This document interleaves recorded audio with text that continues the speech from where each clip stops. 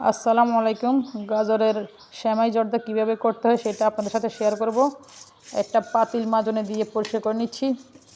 সবগুলো পরিষ্কার করার পর আমি ভালো করে পানি দিয়ে ধুয়ে নিব। আর কালো অংশ থাকলে সেটা কুচিয়ে ফেলে দিব, যাতে ময়লা একটু না থাকে খেয়াল করব। এখানে 1 কেজি গাজর আছে। দুধের গুঁড়া লাগবে, একটু তেল বা ঘি লাগবে, কিশমিশ লাগবে, অল্প কয়টা এলাচি, তেজপাতা আর দারচিনির টুকরা লাগবে 3-4টা, দুধের গুঁড়া 50 গ্রাম, চিনি 400 গ্রাম।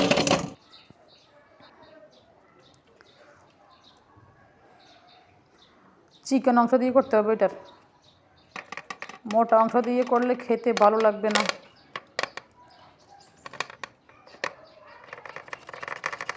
এভাবে আমি সবগুলো করে নিব।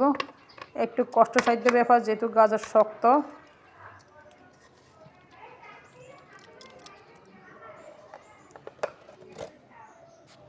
সবুজ অংশটা ফেলে দিব, সবুজ অংশটা যাতে না যায়, আর হাতে দিয়ে খেয়াল রাখতে হবে।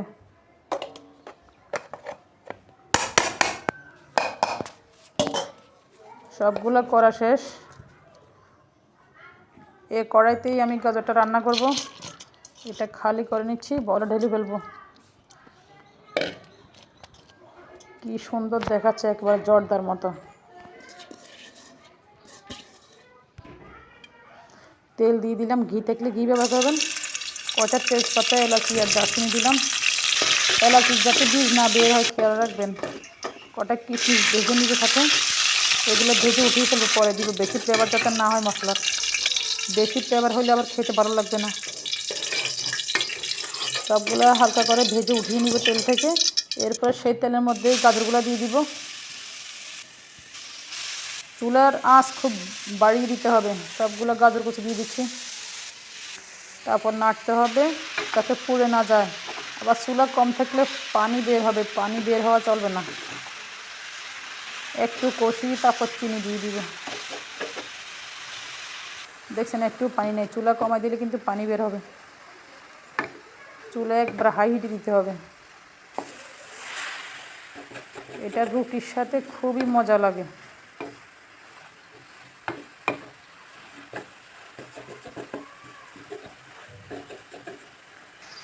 এত কালার।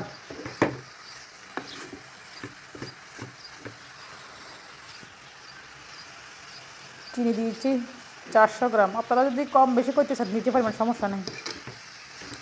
আমি 400 গ্রামের মতো চিনি দিব।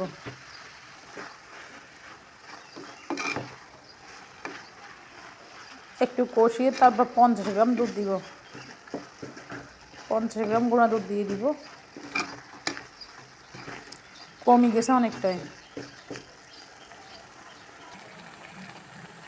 দিয়ে দিচ্ছি ছোটো ছোটো প্যাকেটের 50 গ্রাম দুধ। আমার কাছে বড় প্যাকেট নেই, 5টা প্যাকেট দিয়ে দিব।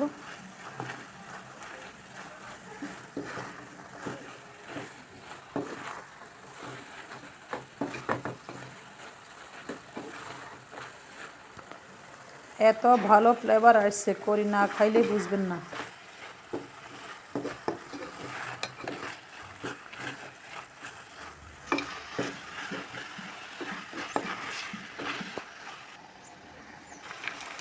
মশলাগুলো আগে দিয়ে দিচ্ছি, এলাচি, তেজপাতা আর দারুচিনি।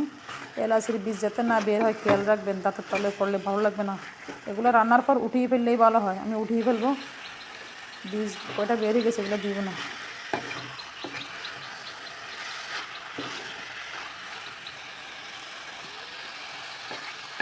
পানি আর একটু অনেক পিসে দিয়ে দিলাম।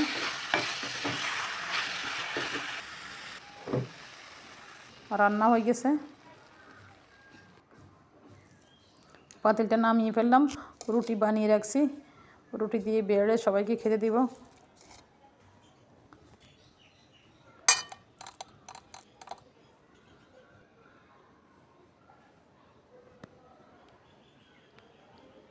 একেবারে রং ছাড়াই কালার হয়েছে, প্রাকৃতিক রং, আল্লাহর দান। এটা একবারে স্বাস্থ্যসম্মত রং।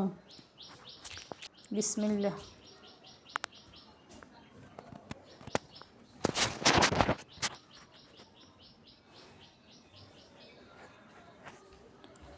সবাই ভালো থাকবেন, আল্লাহ হাফেজ।